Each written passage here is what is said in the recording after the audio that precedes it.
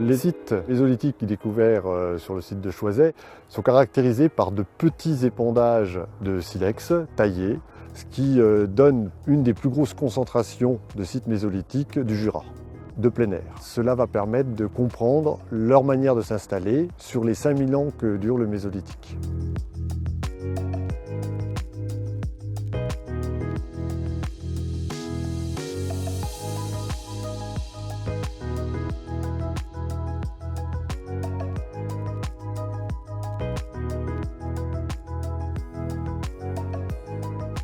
À partir de 10 000, on a un réchauffement climatique, donc les espèces animales vont changer, le renne va être remplacé par le cerf, et donc les gens sont encore des chasseurs-cueilleurs, suivent les troupeaux et vivent de cueillette, ne font pas encore d'agriculture. La cueillette est matérialisée par les restes de coquilles de noisettes carbonisées, et pour la chasse, le fait de retrouver les armatures des flèches en silex montrait que c'était des chasseurs qui devaient suivre les troupeaux et donc qui étaient nomades. Donc nous, on se situe sur une zone où ils s'installaient régulièrement entre moins 9005 et moins 5005.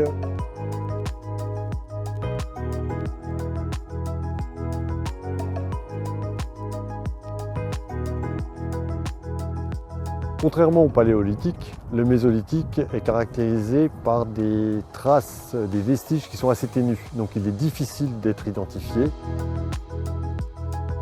On est ici sur un des locus, donc en fait on a un petit amas de taille lié à un arrêt pour réaffûter ou retailler leurs outils ou leur armement.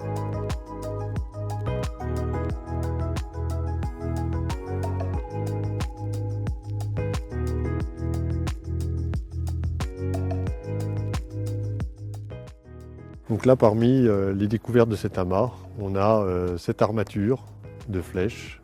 Ces pointes de flèches permettent d'établir une chronologie de l'occupation mésolithique puisqu'on arrive à déterminer la période en fonction du type d'armature de flèches. Ces datations sont complétées ou seront complétées sur le site de Choiset par des datations en radiocarbone des coquilles de noisettes qui vont nous donner des dates plus précises puisque pour l'instant les fourchettes chronologiques sur la taille des armatures sont assez larges.